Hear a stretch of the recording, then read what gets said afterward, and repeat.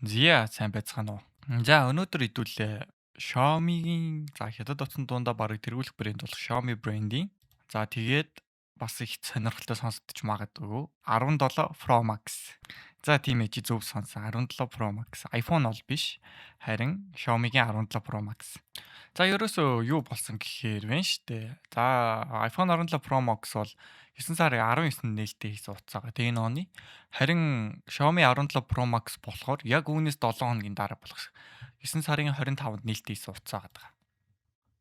Ер нь яг энэ 17 Pro Max гэдэг үгэн дээр аюу маркетингийг чиглүүлж оруулж иржээ. Ер нь яг iPhone-тай мангар төстэй санагдлаа надаа ингээ харахаар. За тэгээд энд утсанд нэг аюу том давуу тал байгаа юм нь юу гэхээр за угаасаа iPhone-тай харьцуулахад нэг юм нь бид бүгд яриад байдаг нөгөө нэг чипсет нь Snapdragon 8 Elite Gen 5-ын CPU-тэй.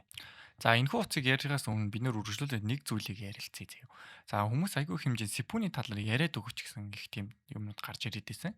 За та бүхэн анзаарах юм бол энэ Qualcomm-ийн Snapdragon 8 Elite Gen 5 гэдэг нэртэй CPU болов өөрөө за бидний ярьсан бүх утсанд байгаа заяа. За OnePlus байсан, Samsung-д хүртэл бүр Galaxy зориулсан ийм тусдаа ийм CPU-нууд байсан. За яагаад энэхүү CPU хэрэглээд байгаа талаар маш сонирхолтой дүгнэлтэнд хүрэхэд. За iPhone 17 Pro Max-т бол Apple A9 хэмээх нэртэй CPU байдаг. Тэгтэл энэхүү CPU-ний одоо өрсөлдөх CPU нь болохоор хятадын зах зээлээс гарч Qualcomm-ийн CPU байгаад байгаа. Энэхүү CPU 167%-аар заяа. За 167X-ээр ерөнхийдөө faster CPU speed гаргадаг гэсэн үг iPhone-ийн CPU-тэй харьцуулах. Харин iPhone-ы A9 чипний хувьд бол 426 Гц болон 251 Гц гэсэн одоо яг 4x харьцах нь 2x гэсэн үедээ байдаг бол яг энэ CPU-ний хувьд бол 4.6 Гц-ээр ихээр дор хаяж нэг нэлээд бас өндөр. Зя guys нэг сурчлагын чанартай мэлгээд. За манай хандлт ягаад ингэж сайн байгаад байдаг гэвэл энэ дээр хийгдсэн thumbnail гэдэг нэртэй одоо энэ YouTube-ийн та бүгд харагдах зураг байдаг шүү дээ. Тэр зурагтай холбоотой. За манай график дизайнертай холбогдох бол description хэсэг дээр та бүгд ч гэсэн өөрсдийн хандлтаа өсгөхөөр мэргэжлийн график дизайнер жинхэнэ утасны бичлэг хийний сурчлага хийлгэж бодно шүү. За баярлалаа. Гэртэр илүү уралчж байгаа гэсэн үг. За энийг заах жоохон ингээ мэргэжлийн талаас нь тайлбарлал хүмүүс ойлгохгүй байх. Тийм учраас илүү энгийн болгох гэж хэдүүлээ хичээцгээе. За CPU гэдгийг бид нэр ингээд нэг тийм утасны доторх толгой буюу тарих гэд ойлгож ийзээ юу. За RAM гэдгийг болохоор ингээд яг үүн дээр ажиллаж байгаа ингээд бидний нөгөө нэг ажиллах одоо орчин ертөнц гэдгээр нь ойлгож ийзээ юу. За bandwidth гэдэг үгийг болохоор бид нэр юмс хэрхэн хурдан ажиллах ёстой гэдгээр нь ойлгож байна. Тэгвэл энэ core гэж яриад байгаа 2-ыг харьцан 6-ыг харьцах гэсэн юм 2 юм байгаад байгаа шүү дээ. За тэрийг Snapdragon болохоор 8 ажилчинд ажилтдаг заяа. Тийм учраас нэлээд хурдан байдаг. За зарим нь бол нэг жоохон ингээд удаавтар ажилдаг. Ягаад тэр нэг 24.6, 6 нь 362 Гц хүртэл хүрдэг гэдгийг нь ойлгож болно. Харин Apple-ийн хувьд болохоор 2-ыг 2 ширхэг 426 Гц, 4 ширхэг 256 Гц ажилчинтай гэсэн үг заяа. За тэгэхээр нийтдээ 6 ажилтнтай. Харин Snapdragon-ийн хувьд бол 8 ажилтнтай гэж ойлгож байгаа. Тийм учраас ч тэр Apple-ийн одоо гаргаж байгаа энэ CPU-наас бол яалтчгүй илүү байгаад байгаа шалтгаан 8 ажилчинтай учраас илүү сайн ажиллана гэсэн үг.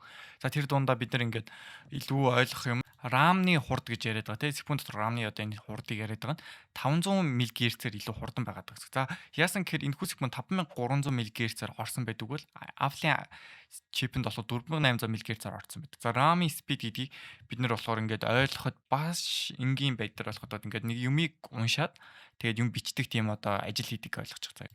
Тэгэнгүүт ийм илүү хурдан RAM-тай байх юм бол одоо нэг 5300 үгийг бичих юм бол минутанд нэг нь 5300 үгийг бичих чадвартай байтал нөгөөх нь 4800 үгийг бичих чадвартай тийм хоёр өөр ажилчин байгаа гэж ойлгож байгаа дотор нь. За CPU trees гэдэг нь болохоор 8-ийн эсрэг 6 байгаа. За Apple болохоор 8 CPU-ний одоо ажилчин байгаа. Нөгөө талд нь 6 ажилчин байгаа. Бид нар түрүү ярьсан шүү дээ.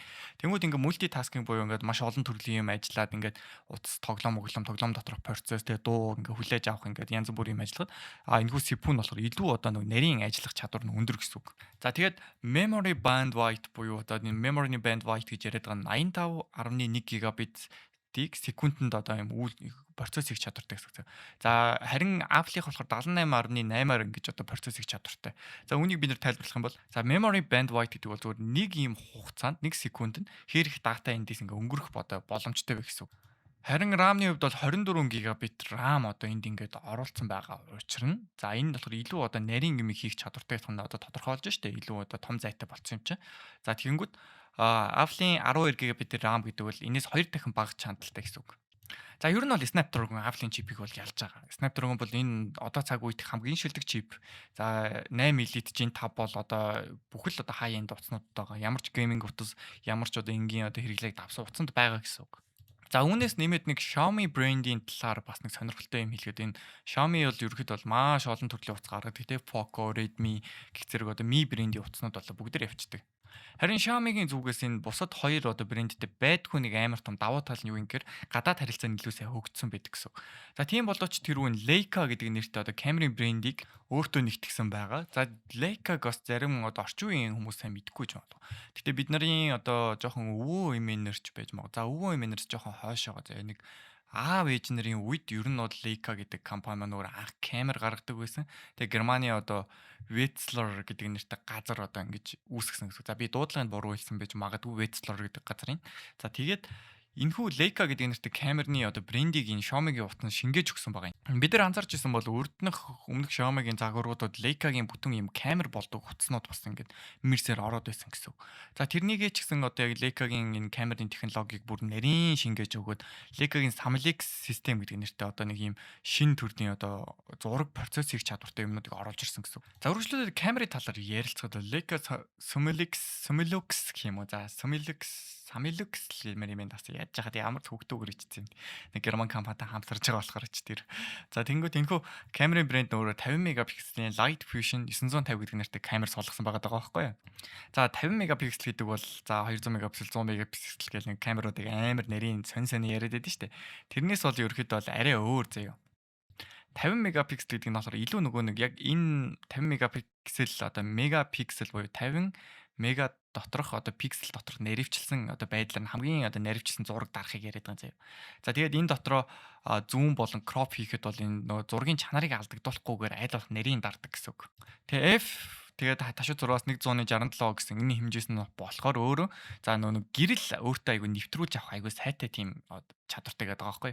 Тэгэнгүүт шүнийн зураг одоо дардаг тий. За Samsung-ийн утаснууд бол шүнийн зураг дарахтаар бол маш асуудалтай байгаад байдаг. За энэ асуудлыг эсрэг ерөнхийдөө амар том шийдэл болгож ерөнхийдөө яг энэ яг зургийн доторх одоо энэ одоо бидний энэ орчин доторх гэрлийг аль болох камеранда цуглуулж өгдөг гэсэн үг заяа. Тэгээд optical image stabilization буюу за ингээд бид нар ингээд зураг дараад ингээд уцаа та нар ингээд бариа зогсож штэ. Тэгээ барингууд ингээд гар жоохон хөдлөөд ингээд нэг юм хөдөлсөн зураг дардаг штэ. Тэгэнгүүт тийм байдлын эсрэг одоо нөгөө бид нар яг ийм байдлыг шийдэхин тулд нэг DJI Osmo эдрийн нэг юм тогтворжуулагч барь зураг авдаг байл. Одоо тийм юмны шаардлага болцсон гэсэн. Ягаад тэгэхээр энэ нэг оптиктэй суурилсан энэ технологи нь өөрөө ингээд хөдөлгөөнтэй зургуудыг маш сайн дардаг. За тэгээд үргэлжлүүлээ ярихад нөгөө телефото камера гэдэг нь яг хэрэгтэй Leica-гийн 60 мм-ийн floating lens гэдэг нэртэй яг энэ технологи дотор нь оруулаад өгсөн. 60 мм-ийн floating lens гэдэг чинь за focal length буюу одоо зургийн наривчлыг татаж аваад portrait mode-оор бид нар зураг дарах үед илүү нөгөө нэг бодит тийм дүрс өгөхөр заяа. Ямар нэг одоо энэ бодит гэдгийг нь одоо энгийнээр тайлбарлах юм бол одоо чиний арьсны өнгө ямар ч өнгөтэй байсан яг л чиний яг бодит нүдээр харж байгаа юм шиг өнгийг гаргаж өгч чадвартай. За тэгээд нэг тийм зарим ингээд камераар зураг дарангууд ингээд нэг тийм арьсны өнгө нэг хит цагаан ч юм уу, хит шар ч юм уу, хит бор ч юм уу нэг тийм жоохон худлаа санагдаад идэв штэ. Яг тэрийг болохоор илүү реалистик одоо байдлаар нь шилжүүлж өгсөн гэсэн үг. За ерөнхийдөө бол базаад хэлэхэд бол за шүн бол одоо шүний зураг авлаа гэхэд илүү тод зураг авна. За гарчаа хөдөлж исэн тохиолдолд ингээд ямар нэгэн байдлаар ингээд санаанд өгөө ингээд хөдөлгөөнтэй зураг дарахад илүү сайн зураг дарна заяа. За хүмүүсийг илүү гоё харагдуулна. Ягаад тэр илүү natural одоо beautiful талдаа илүү анхаарчихсан гэсэн үг. Харин portrait mode буюу одоо яг юм бодит юм зүйлс одоо царай зүс утас ингээд ямар нэг байдлаар иймэрхүү ямар нэгэн тийм сурчлагын зураг авдаг заяа. За нэг гэрээрээ одоо контент бүтээгч нар байлаа гэж бодоход та нар ингээд ямар нэг төрлийн одоо бараа бүтээгдэхүүнийхэн зургийг яг нэг мэржлийн камераар авсан юм шиг бид нар шаардлага гараад ирнэ штэ. За тэрийг Leica-гийн 17 одоо энэ Xiaomi-гийн 17 камераар өөрөөдөө сонгож хэрэглэх нь зөв гэсэн. За үүндээс миний зүгээс зөвлөх зүйл бол за камерын линз гэдэг бол өөрөө маш амархан зурагддаг тэг гимтдэг зүйлс байгаад байдаг. Тэгээд ер нь бол ийм гоё үнэтэй утас авч байгааг та бүгд бас линзний хамгаалт буюу одоо линзний одоо нэг бүр хүчнийг гадуур нэг зүүдийг нэг хамгаалт хийдэж штэ. Тим зүйлтний цуг авч хэрэглээрэ гэж би зөвлөмөр байгаа юм. За камертай холбоод бид нар энэ Xiaomi 17 Pro Max дээрх одоо хамгийн том давуу тал гарсан юм юу гэж за хамгийн сонирхолтой юм. За Pro загвар дээр нь заяа. За ер нь Xiaomi-гийн утас 2 загвартай байгаа анзаараар заяа. Xiaomi 17 гэж нэг байгаа. Тэгээ Xiaomi 17 Pro Max гэж одоо байгаад байгаа шүү дээ. За тэнгууд Pro загварын хувьд бол урдаа ийм дэлгэцтэй гарч ирсэн гэсэн үг. Энэ бол маш шинэ технологи гэх юм уу. За ер нь өөр утаснуудад ч гэсэн иймэрхүү юмнууд байд. Ялангуяа Samsung-ийн утаснуудад энэхүү технологи бол шингэчихсэн байгаад байдаг. За тэр технологиг шууд оруулж ирээд за ингээд уцаа ингээд уртлын уцаа буруу харуулж байгаад уртлын камераар нь селфи одоо мод хийгээд чи ингээд арын дэлгэцэн дээр нь ингээд өөрийнх нь зүс царайг харах боломжтойгоор ингээд яг тохируулж өгсөн гэсэн үг. Энэ нь ч өөрөө нэг талаараа амар гоё давуу тал. Хоёр дахь юм нь өөрөө энэ дээр ингээд заавал ингээ камер дарахтай хэрэглэх одоо шаардлага байхгүй бол зүгээр цаг ингээд явж идэг заяа. Тэгээ цагнуудаа болохоор бид нар ингээд тааруулахтай амар реалистик байдлаар ингээ янз янзын одоо цагны юм functional байдлаар ингээ бүгдийг нь оруулж өгч болдог гэсэн. Тэгэхээр ер нь бол амар гоё шийдэл болсон байлээ. За энэ хүү утсыг миний зүгээс зөвлөх одоо дараагийн юм нь болохоор за энэ бол контент бүтээгч нарын утас байна. За 100% контент бүтээгч нарын утас. Тэрнээс биш нэг 10 жилийн хүүхдүүд аваад нэг iPhone 17, 17-той ингээ харьцуулаад энэ миний Xiaomi идэр гэсэн юм бол хийж болохгүй энэ утас бол. Энэ бол маш гайхалтай технологи байна. Яг тэр Германы энэ Leica гэдэг брэндтэй хамтарч юм камерны юм зургийг оруулж ирнэ гэдэг бол өөрөө ямар ч одоогийн гар утасны брэндүүдэд ингэж амар шингэсэн юм бол байхгүй байгаа. За гадуур гарах дуртай, маш их хэмжээний бичлэг хийдэг, маш их хэмжээний дуу хийдэг, тэгээ story одоо ямар нэгэн байдлаар ингээл байнгын зураг дараад л ингээл байж идэг хүн бод энэ утсыг бол зөвлөх хэрэгтэй. Дээр нэмээ Leica гэдэг брэнд бол өөрөө Монголд бас нэлээд алдартай байсан хуучны ер нь бол нэлээд хуучны зураг сонирхч нар бол маш алдартай брэнд гэсэн. Герман чанар ч гэсэн энэ утсанд өөрөө яг тэр талаараа шингэсэн байгаа учраас ер нь бол энэ утасны камер бол баг энэ цаг үед гарсан хамгийн гоё камертай утас байна. За тэгээ багтаамжны хувьд ярихад бол за 12 GB RAM-наас бүгд эхэлдэм байх. Тэгээ 16 GB RAM хүртэл томсох боломжтой. Ер нь одоо сүүлийн үеийн бүх утсууд 12 GB RAM-тай байдаг болчих. За тэгээ 256 GB-ийн одоо багтаамжнаас дээшлүүлээд 1 TB-ийн багтаамж хүртэл бид нар томруулж авах боломжтой юм байна. За энэхүү утасны үн бол өөрөө 5000 йоноос эхлээд 6999 йон хүртэл томорж болдог гэсэн үг. За тэгээ 6000 йоны одоо заагүрт бид нар юу болох вэ гэхээр ер нь одоо энэхүү утсанд багтсан багтаамжийг л томруулаад байгаа гэсэн үг. 1 TB хэмжээтэй болдог. За хамгийн үнэтэй 6999 юм биш үү? 16 GB RAM-тай 1 TB-ийн багтаамжтайг нь л 6999-ээр зарж байгаа юм. Тэрнээс биш ер нь бол гэхдээ 256 GB гэдэг бол утсан дээр бол маш том хэмжээс байдаг шүү дээ. За иймэрхүү өндөр чанарын камераар авсан зургнууд бол хэмжээ багтаамж нь өөрөөсөө айгүй томорчдөг. Тэгвэл энэхүү одоо камерыг бид нар зөв хэрэглэж чадах юм бол нэлээд бас давуу тал гарч ирнэ. Тэгүн дээр ярих бас нэг хамгийн шилдэг юм нь юу юм гэхээр энэ Wi-Fi 7 гэдэг нэртэй технологиг энэ утсан суулгачиж. За тэгэхээр Wi-Fi-ийн дамжуулалт буюу одоо Wi-Fi-ийн өндөр интернетийг ч юм уу эсвэл ингээд Wi-Fi-аар ямар нэг хэмжээний одоо share хийх эсвэл файл өөртөө хүлээж авах одоо үед энэ утасны Wi-Fi бол жинхэнэ хэрэгэ гарах юм байна. Гэтэ яг Монголд бол мангар удаан интернеттэй газар тэгээд бид нар энэнийг бол зүгээр нэг Univision-оор ч юм уу эсвэл та нар ингээд интернетээр юм ороод татхад бол нэг хэргийг гаргахад бол тодорхой хэмжээнд зохихгүй байх заяа. Гэхдээ энэ утсыг бид нар маш өндөр одоо гига мега 2 гигабит 3 4 гига ч хийж болно шүү дээ. Тэгээ өндөр хурдны интернеттэй газар ороод хэрэглэх юм бол яг Wi-Fi-ны одоо жинхэнэ таталт болон ингээд банд нь бол амар ажиллана гэсэн. За тэгээ бас нэг гоё хэрэгжилж болох юм нөгөө hotspot мод нөө өөрөө ийм долоотой технологиор чи hotspot нь зөрүүлээд айгүй сайн тархацтай ажилдаг. Тэгээд нэг Ondo Mondo-гийн SIM ч юм уу те Ondo брендийн за яг би энэ дэр нэг Ondo брендийн талаар яриад өгье. За Ondo брендийн нэг амар гоё одоо нэг дататай SIM юм аваад энэ утсан суулгаад тэгэнгүүтээ hotspot хийгээд явах юм бол энэ утас өөрөө чанд бол үнэхээр амар хэрэгэ гаргах утас заяа. За бид нар өмнө ярьж ирсэн те OnePlus утсан дээр бас 7400 мАh цагийн багтаамжтай одоо батарейны технологи гаргаж игээ ярьж байтал удлаг Xiaomi энэ 17 өөрөө утас маань 7500 мАh одоо юу гаргаж ирж байна. Одоо батарейны багтаамж гаргаад ирчлээ заяа. За тэгэхээр та нар энэ Samsung S25 эдрийг чинь 4000 мАh байдаг. За тэгэнгүүт энэ одоо мАh-ийн багтаамжны одоо юунаас бол 7500-ээр бүр 2 дахин илүү даблчсан хэмжээтэй орж ирсэн гэсэн үг. За нөгөөтэйгөр бидний та нарт яриад байсан өмнөх одоо OnePlus-ын бичлэгийг үзчихсэн бол OnePlus-ын бичлэгэн дээр яг ярьжсэн шүү дээ. Илүү удаан чи уцаа хэрглэж байгаа мэдрэмж өгнө. За тэгээд CC Carbon гэдэг нэртэй нөгөө батарейн технологи яриад байгаа. Энэ нь өөрөө нөгөө хамгийн том давуу тал нь яасан гэж нөгөө утас 10% руу ороод ирэнгүүт илүү хурдан цэнгээ алдаад байгаа юм шиг санагддаг бол энэ яг энэ технологид бол тийм юм байхгүй. За 10% руугаа орлоо. За баг энэ чи юу вэ 7500 гэдэг чинь энэ за та нараа яг iPhone бол Samsung барьдаг хүмүүсийн 25% цэнэгтэй ер нь баг ойролцоо очин заяа. Ягаад гэвэл 7500 мАh-ийн 10% цэнэг гэдэг бол за иймэрхүү удаан хугацаанд хэрэглэх боломжтой байх нь. За тэгээд энэхүү одоо гайхалтай батарейг одоо цэнэглэдэг цэнэглэгч нь өөрөө 100 ваттын цэнэглэгч ирж байгаа юм байна. За тэгээ 50 ваттын wireless charger, тэгээ 22.5 ваттын reverse wireless charger тийм шүү. Бүр буруу харж байгаа одоо цэнгэлдэг charger шүү дээ. Тэгээ энэ хүү одоо батарейг бол нэг 20-25 минутын дотор бүтэн цэнэгээ авах ёстой болсон гэдэг нь бас их сонирхолтой. Тэгээ 2 утас хэрглэж байгаа юм шиг батарейны багтаамжтай учраас ер нь бол яг нэг ийм л юм болох юм заяа. 20-25 минут бүтэн цэнийг аавна гэж 50% 20 минутанд баг авчиж байгаа заяа. За чи нэг уцаа нэг 10 минут тавиад буцаагаад авах 50% та болго гараад ирэн заяа. Тэнгүү 50% та утсыг чи яах вэ?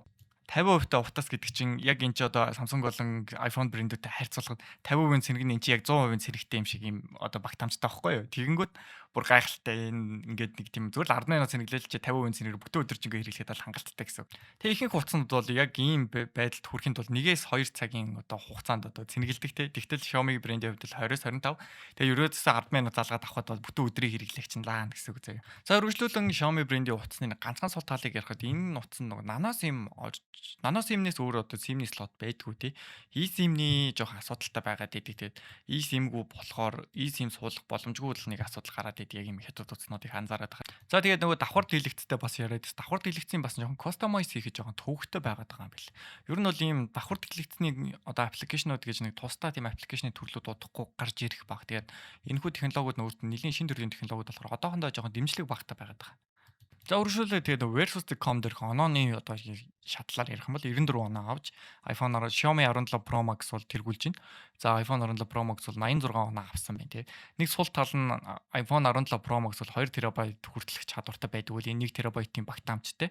Харин iPhone-ы камер бол 18 мегапикселтэй байхад 50 мегапикселийн одоо гайхалтай технологи оруулж ирсэн гэдэг бол өөрөө бас нэлээд тэргүүлэх талд орчлоо. Тэгээд бас нэг жингийн хувьд ярихад 14 грамаар хөнгөн гэсэн үг. За нэг 4-5 шүдэн зэрэл зүрэг юуны зүрүүтэй. За тэгээд нэг иймэрхүү давуу талууд гарч ирж байна да. Тэгээд та хэд одоо миний бас яриаг өнгөрсөн юмыг байвал комент хэсэгт нэг дурдаад өнгөрөөрэй. Тэгээ өнөөдрийн бичлэгээ ер нь бол энэ хүрээ дуусгацгаая. Ер нь бол маш сайн утас байна. Гэхдээ контент бүтээгч нар зориулсан утас байна. Энгийн хэрэглээнд бас хэрэглэхэд болно. Тэгээ та бүгдийн нэг анхаарах хэвээр нэг flagship гэдэг нэртэй утаснууд байдаг гэдгийг анзаарах хэрэгтэй заяа. За тэгээ flagship утаснуудаа ер нь аль болох өөрийнхөө хэрэглээндээ тааруулж хэрэгэл сурцгаагаарай гэдэг. За энэ үрээд энэ хүртэл үзсэнд баярлалаа. Дараа уулзцгаая. Түр баяртай.